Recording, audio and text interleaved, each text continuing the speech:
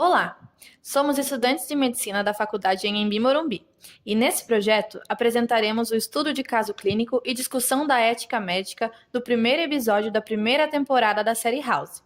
Caso você não tenha assistido a esse episódio, não se preocupe porque iremos contar ele em detalhes. E caso você não seja estudante de medicina, não se preocupe também, porque vou explicar o caso da maneira mais clara possível. Esse projeto faz parte da disciplina Cérebro e Comportamento do quinto semestre, e os integrantes desse grupo são Camila Orcioli, Carolina Matucci, Guilherme Alves, Guilherme Bianco, José Eduardo, Pedro Henrique e Vinícius Besson. Como eu já citei, o estudo de caso clínico é baseado no seriado House, um médico nada comum, conhecido por solucionar casos difíceis e que não leva a ética médica e relação médico-paciente muito a sério. Bom, vamos ao que interessa. Paciente Rebeca, 29 anos, mulher, branca e professora.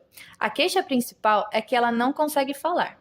E para quem está em dúvida ou não conhece as siglas, está representado no slide como QD. O HPMA, que nada mais é do que a história da doença, é que a paciente cursa com crises convulsivas há um mês e recentemente apresentou disfasia, que é o termo médico usado para relatar dificuldade na fala, e deteriorização mental progressiva. Nos antecedentes familiares, a única coisa digna de nota foi que a mãe de Rebeca faleceu por infarto agudo do miocárdio. Só uma observação para quem não assistiu ao episódio é que ele inicia-se com a Rebeca em um dia normal. E logo quando ela chega à sala de aula com os alunos, ela começa a se sentir mal, tem problemas para articular a fala e logo depois tem uma crise convulsiva, sendo levada para o hospital e seu caso acaba sendo passado para o Dr. House, pois nenhum outro médico conseguiu diagnosticar sua doença. Ela permanece internada no hospital desde o dia em que passou mal até o diagnóstico final, que vou falar sobre ele nos últimos slides.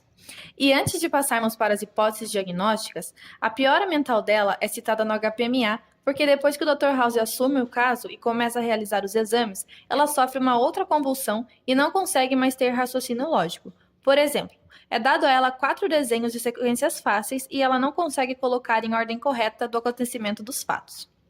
Sobre as hipóteses diagnósticas discutidas pela equipe médica do Dr. House, foram citados tumor cerebral, que logo foi descartada pela tomografia e pelos exames laboratoriais, causas vasculares como aneurisma, acidente vascular, encefálico e vasculite cerebral.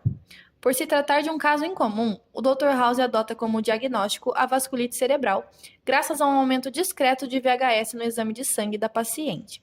Para quem não sabe ou não lembra o que é VHS, o VHS é a velocidade de hemossedimentação, ou seja, mede a velocidade da separação entre as hemácias e o plasma sanguíneo.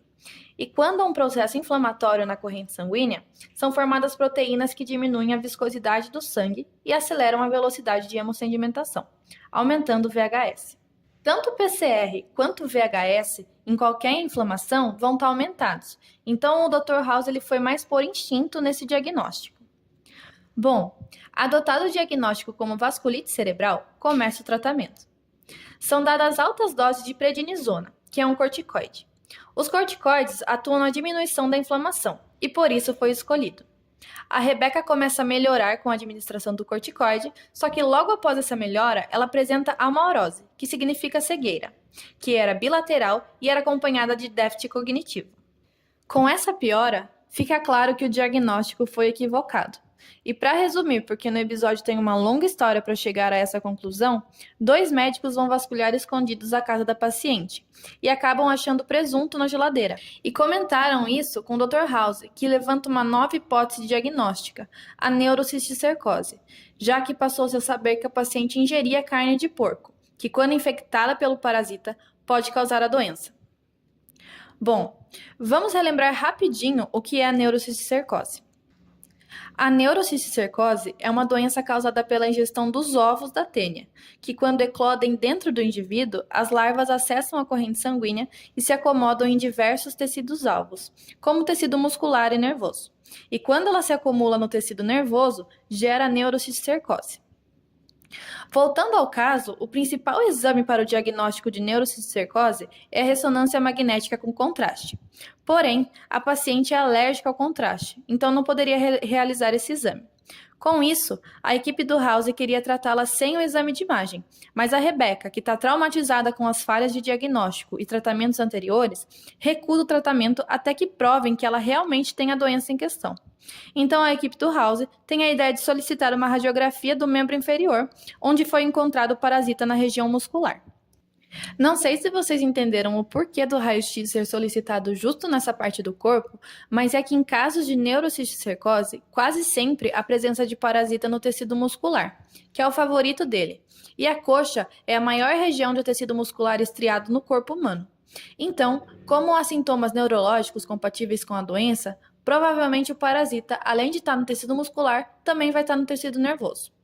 Outro ponto importante de ser ressaltado é que o cisticerco do tecido muscular é assintomático e a radiografia não pode ser da cabeça, porque o parasita tem densidade igual dos ossos do crânio, então não seria possível sua visualização. Para finalizar o caso, agora que a equipe tem certeza do diagnóstico, a conduta final é estabelecida com o uso de albendazol, 2 comprimidos de 40 mg ao dia por 1 mês. O albendazol é o medicamento mais utilizado para o tratamento da neurocisticercose. E assim se encerra o primeiro caso da primeira temporada do primeiro episódio de House. Agora, antes de acabar, lembram que no início da apresentação eu mencionei que o Dr. House não é um médico que segue corretamente a ética médica? Então, nós vamos falar um pouquinho dos principais assuntos da ética médica. Começando com a anamnese, ela é de extrema importância para a resolução dos casos. Como você já deve ter ouvido falar, a anamnese, quando bem feita, é responsável por mais ou menos 85% do diagnóstico, sendo bem comum por ela, junto ao exame físico, o médico já chegar ao diagnóstico do paciente.